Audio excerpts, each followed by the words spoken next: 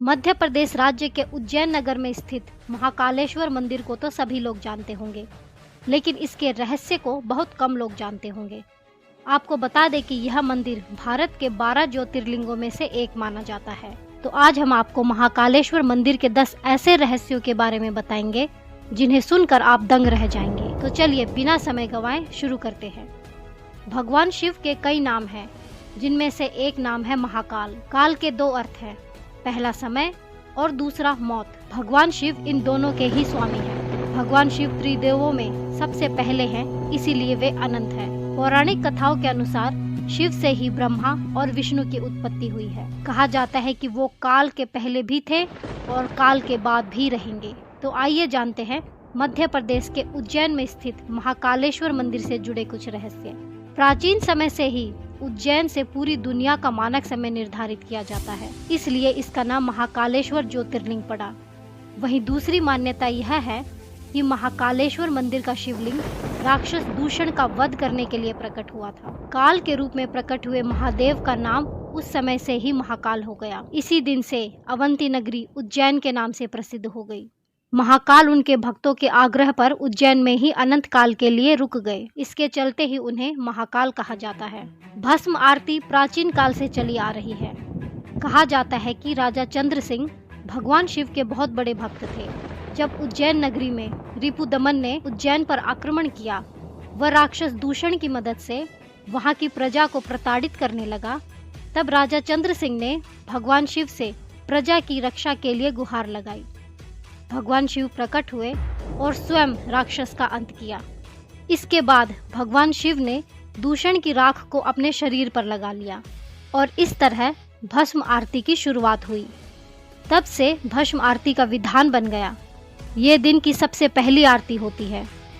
वही मान्यता है कि भगवान महाकाल का श्रृंगार ताजे चिता की राख से किया जाता है। एक कथा के अनुसार प्राचीन काल से ही प्रतिदिन महाकाल की भस्म आरती ताजे चिता की राख से की जाती थी, मगर एक रोज उज्जैन के शमशान में कोई शव नहीं जला। इससे चिंतित पुजारी ने अपने ही पुत्र की बलि दे दी और चिता की राख से भस्म आरती की। इसके बाद महाकाल पुजारी से बेहद प्रसन्न हुए और उनके पुत्र को जीवन दान दे दिया। शिव पुराण के अनुसार कपिला गाय के गोबर के कंडे के साथ शमी, पीपल, पलाश, बेर के पेड़ की लकड़ियां, अमलतास और बरगद के पेड़ की जड़ की राख से हर सुबह भगवान शिव की भस्म आरती होती है। आपने अक्सर सुना होगा कि मंदिरों के आसपास से शराब की दुकानें हटाई गई, लेकिन उज्जैन में स्थित काल भैरव मंदिर में यह दृश्य उल्टा ही देखने को मिलता है। यहाँ भैरव मंदिर के बाहर ही फूल फल का स्टॉल लगाने वाले व्यापारी फूल और प्रसाद के अलावा शराब भी बेचते हैं, जो भगवान काल भैरव को चढ़ाई जाती है। यहाँ रोजाना हजारों लीटर शराब भैरव बाबा को चढ़ाई जाती है, मगर आज तक पता नहीं चल पाया कि ये शराब जाती कहाँ है। कुछ श्रद्धालुओं का मानना है कि किसी जमाने में अंग्रेज शासन के अधिकारियों ने मंदिर की जांच कराई थी, मगर उनके हाथ निराशा ही लगी।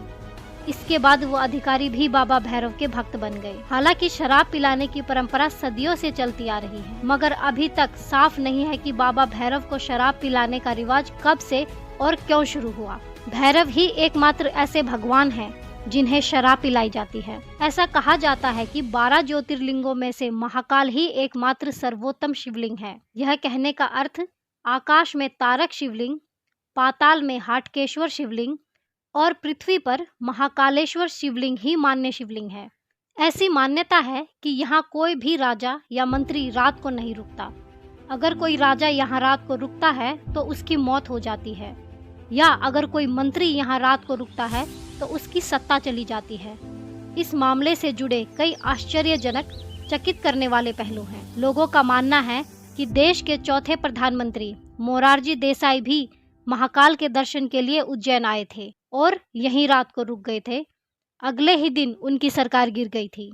ऐसी ही घटना कर्नाटक के पूर्व मुख्यमंत्री वी.एस. येदियुरप्पा के साथ भी हुआ।